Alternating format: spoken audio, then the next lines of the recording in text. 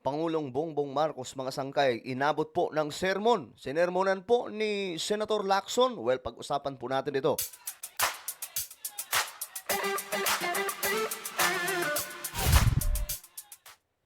Okay. Kamusta po kayo mga kababayan? Magandang oras po sa inyong lahat. Advance Happy New Year to all of you guys. Talagang namang ang bilis po ng araw, ano? Mga sangkay, parang kailan lang na na-elect si BBM as president at ngayon mag-2026 na. 'Di ba? Talagang ang bilis ng panahon. Alam nyo, mga sangkay, totoo yung sinasabi ng Biblia na sa huling mga araw, paiiksiin ng Panginoon ang ating panahon, mga sangkay. Dahil kailangan daw po niya itong gawin dahil sa paglaganap ng kasamaan. And we all know naman kung ano po ang nangyayari sa ating mundo ngayon, mga sangkay. Kahit po sa Pilipinas, talagang namang rampant po, mga sangkay, ang mga nangyayaring hindi magaganda, no? At eto, anyway, bago tayo magtuloy-tuloy sa mga hindi pa po dyan nakakapag-subscribe sa ating YouTube channel, tayo po ay road to 2 million subscribers na. Padami po tayo ng padami dito sa YouTube. Kaya naman, ano pa ang hinihintay ninyo? Makikita nyo po yung subscribe button sa baba ng video na to. I-click nyo lamang po yung subscribe. I-click ang bell at i-click nyo po yung all. Sa mga nanonood po sa Facebook, i-follow nyo po yung ating Facebook page. Okay. Eto, pag-usapan po natin itong ginawa ni Senator Lacson ngayon. Ayan, mga sangkay, meron po kasi siyang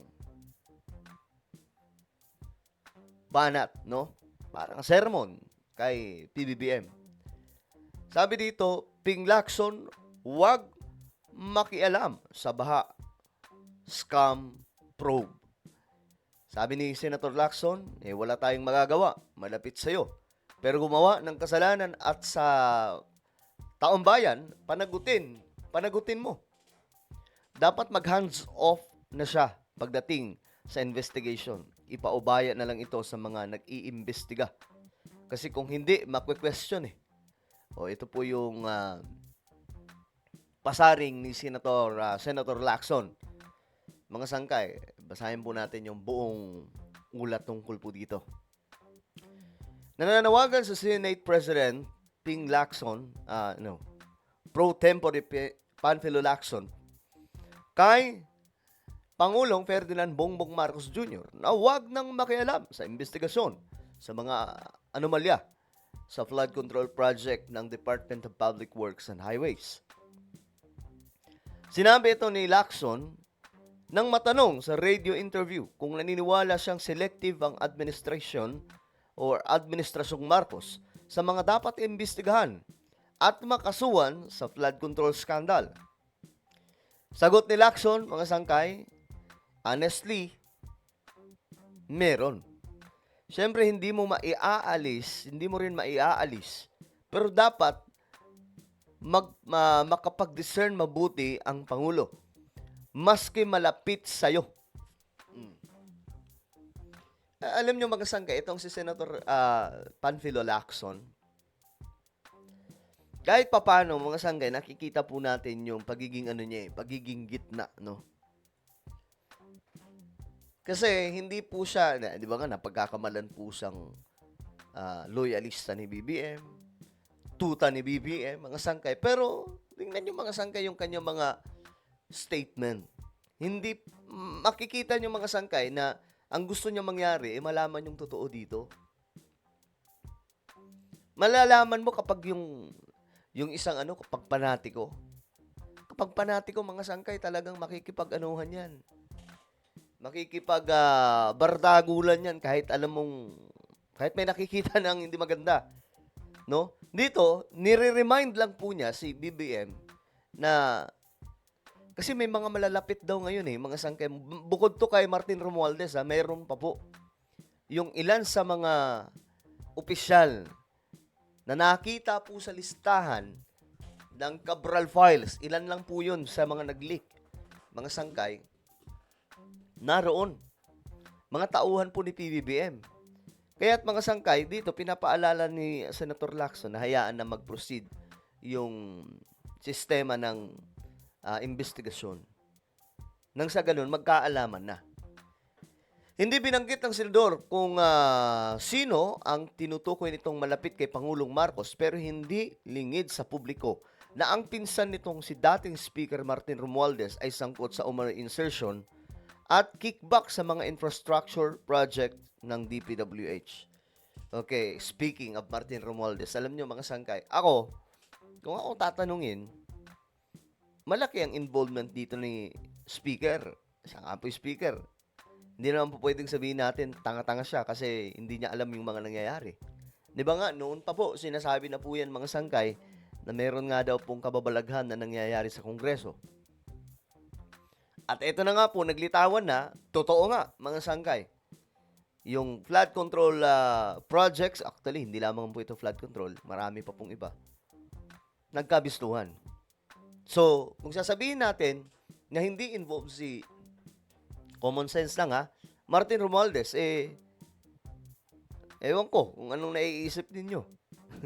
Common sense na lang, mga sangkay. Diba? Siya yung speaker Diba? Ngayon, ang problema, wala pong ebidensya. Magaling, sabi pa nga po ni DILG Secretary, magaling pagkakagawa Wala kaming mahanap na ebidensya Ni dokumento na maglilid para sa kanya, wala silang makita Ni information, ni umattend sa ganitong mga pagtitipon para po sa mga corrupt na mga opisyal, wala mga sangkay. At pinakamahalaga din yung mga files, mga sangkay talaga, evidence, wala Pero, imposibleng hindi po siya kasama dyan. Diba? Wala tayong magagawa, sabi ni Senator Lacson. Malapit sa'yo, pero gumawa ng kasalanan sa taong bayan, papanagutin mo. Dapat mag-hands off na siya pagdating sa investigation. Ipaubayan na lang ito sa mga nag-iimbestiga. Kasi kung hindi, makwe-question Exactly. Totoo naman to mga sangkay. Diba? Na kailangan dito si PBBM, babayaan niya kung sino-sino ang mga ito na malapit sa kanya. At sinabi na rin naman po ng Pangulo yan. Actually, sinasabi po yan ni Attorney Claire Castro. Kahit sino pa, kahit malapit pa, basta involved, kailangan po nilang managot. Kahit sino pa yan, basta involved. Kahit malapit, yan ang sinabi, mga sangkay ni Yusek Castro. At yun ang malinaw na mensahe. Sabi ni Senator Lacson, magkakaroon ng question Bakit ito na libre? Samantalang alam na alam natin, kitang-kita ang ebidensya. Bakit ililibre natin?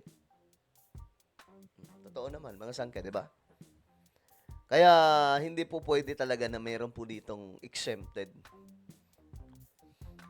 Idinagdag pa ni Lacson na hindi dapat nagtatakda ng deadline ang Marcos administration kung kailan makakasuhan at makukulong ang mga sangkot sa korupsyon dahil ang importante ay malakas ang kaso upang hindi maaabsuelto ang mga lumustay sa pondo ng bayan.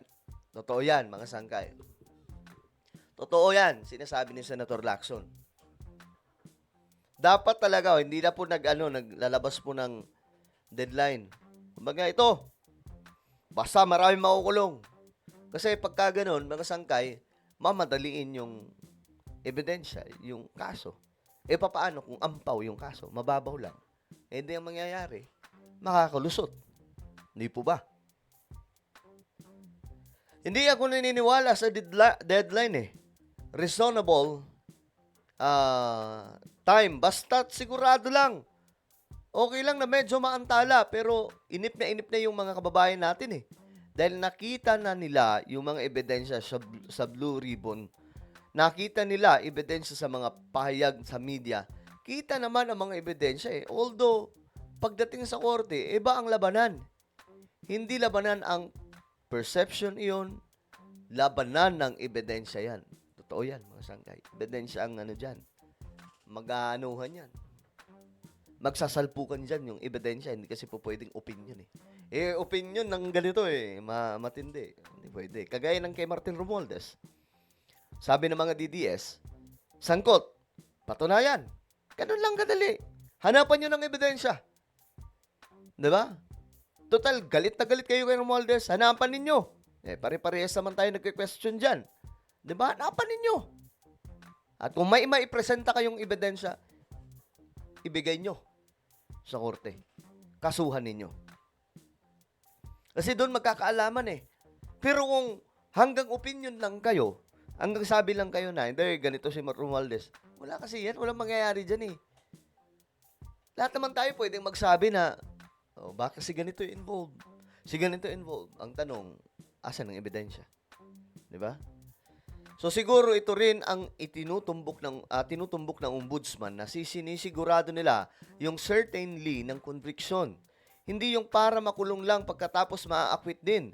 So bigyan natin ng kunting panahon ng reasonable time para mag-file, para ma-filean yung mga dapat ma-filean. Pero para maging selective, yun ang hindi katanggap-tanggap.